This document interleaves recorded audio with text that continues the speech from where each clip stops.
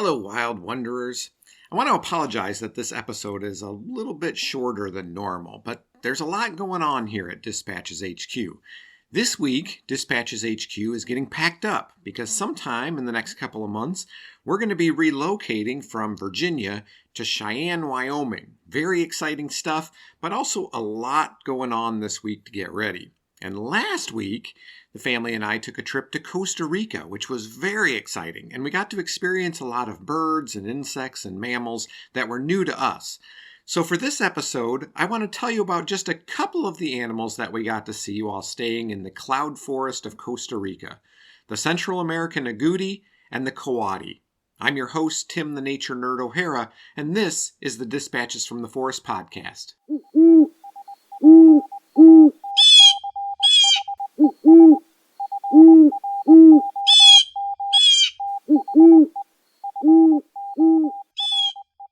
The two animals I want to tell you about today are pretty common in Costa Rica. Native Costa Ricans probably don't get too excited by them. Probably how you or I feel seeing something like rabbits or squirrels. Sure, they're cute and all, but it's just not that unusual to see one hopping around in your yard. But to me, these animals were new and unusual, and being the nature nerd that I am, I got really excited to learn more about them.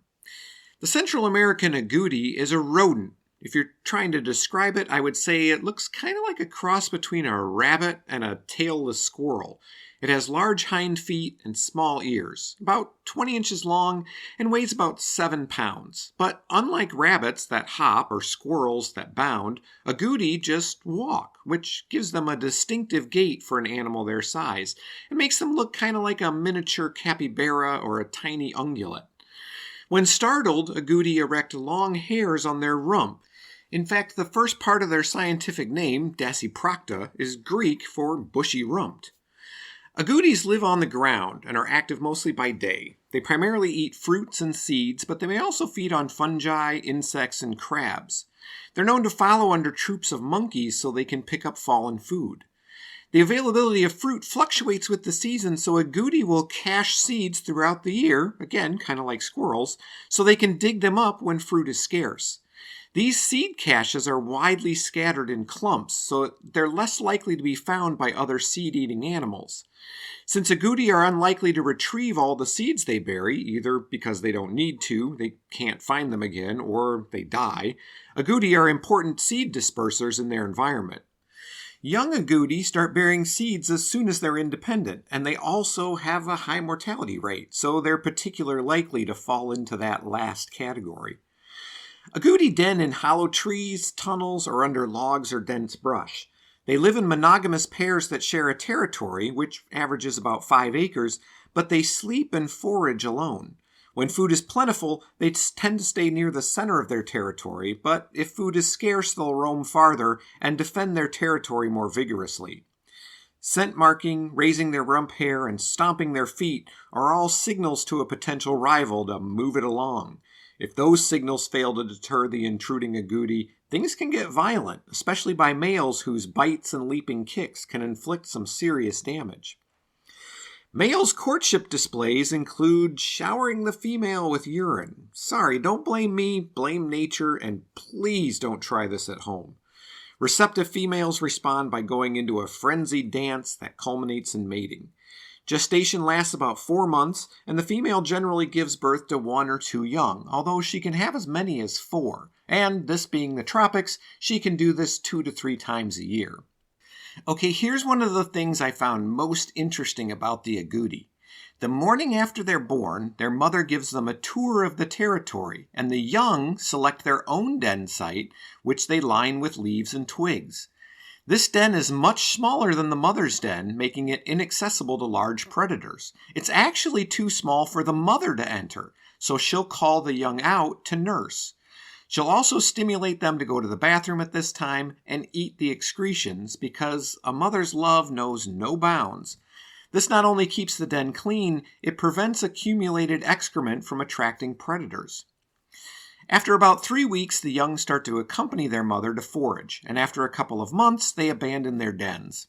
As long as food is plentiful, they'll continue to accompany their mother until they're about 4 or 5 months old.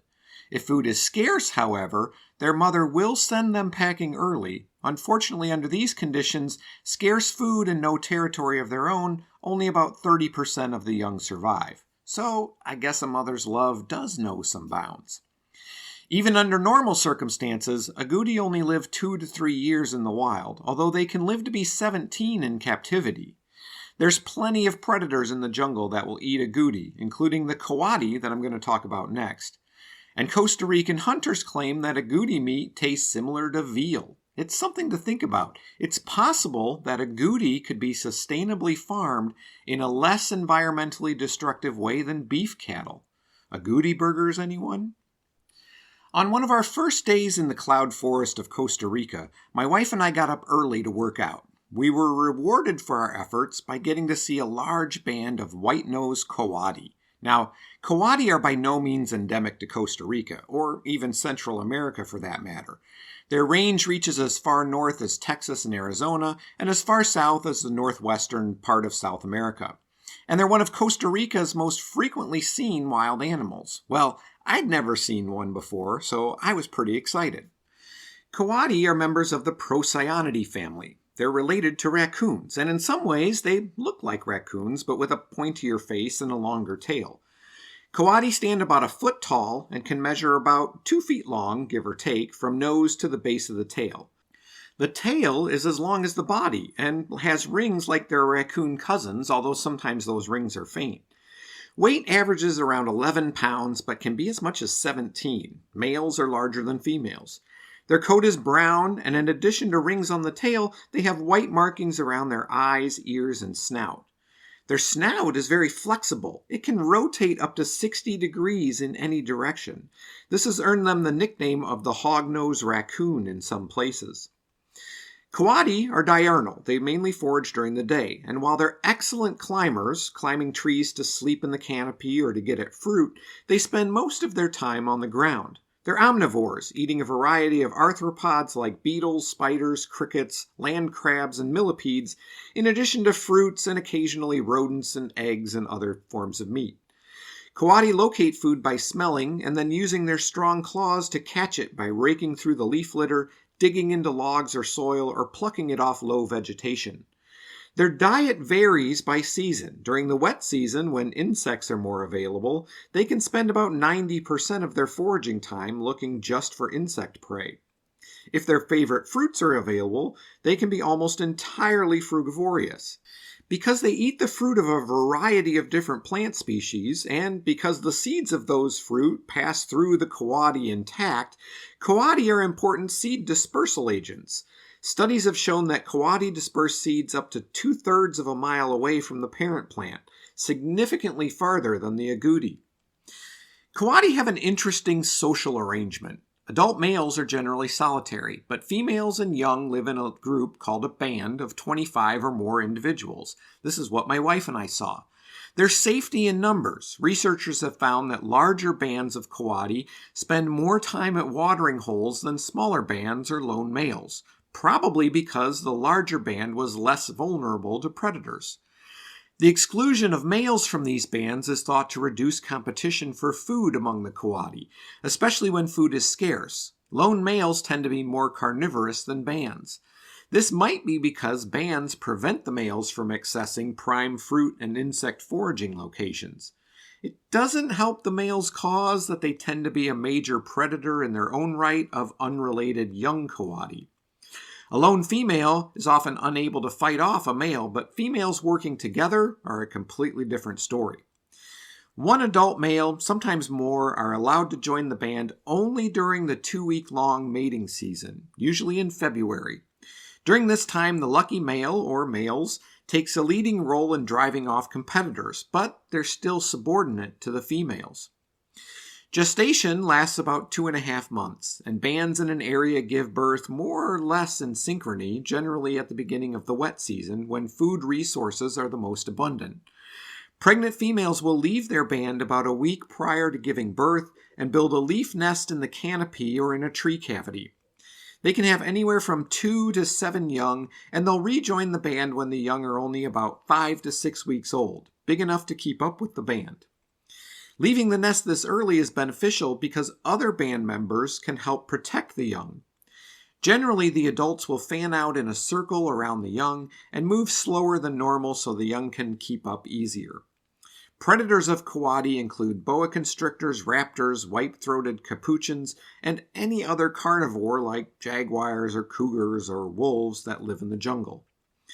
When provoked or for defense, coatis can be fierce fighters. Their strong jaws, sharp canine teeth, and fast scratching claws, along with a tough hide that's sturdily attached to the underlying muscles, makes it difficult for a potential predator to get a hold of the smaller coati. Young will nurse until they're about 4 months old, and they're fully grown by 15 months. Average lifespan in the wild is about 7 years, although they can easily live into their late teens in captivity. Males leave their natal bands around the age of 2 and usually have their first chance to breed just before they turn 3, although often they don't mate until they're 4 or 5 just because of competition. Likewise, females can bear young at age 2, but they might wait until they're 4 or older before having their first litter.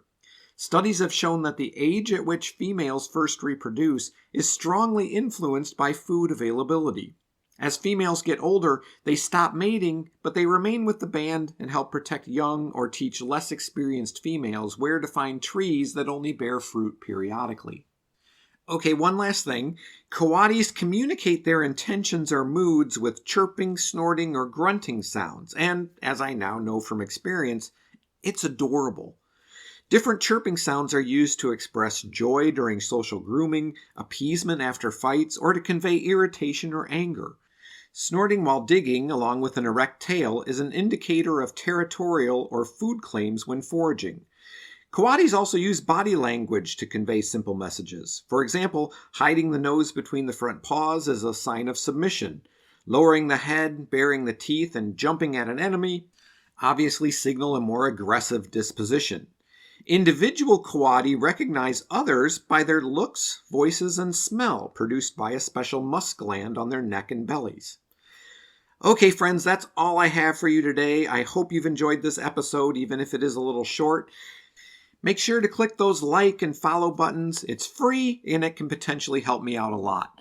If you want to support future episodes of the podcast, ways other than just sending good vibes during our relocation, here's how you can do that. Get yourself some sweet Dispatches from the Forest merchandise. Check out the Dispatches from the Forest merch store at cafepress.com/Dispatches from the Forest. We have t-shirts, water bottles, hoodies, and much, much more. Check out our Patreon page and consider becoming a patron. You can do that at patreon.com/Dispatches from the Forest. If you'd like to make a one-time donation, you can do that through PayPal. dispatchesfromtheforest@gmail.com is both my PayPal address and where you can contact me if you have any questions, comments, or suggestions for future episodes. For additional content, follow Dispatches from the Forest on Instagram, Facebook, and TikTok. And I know I keep saying that we're coming soon to YouTube. I swear we're coming soon to YouTube. Just as soon as things get settled down, I'm going to try to get some videos up there, so stay tuned. I'm your host, Tim the Nature Nerd O'Hara, reminding you to go outside and get dirty.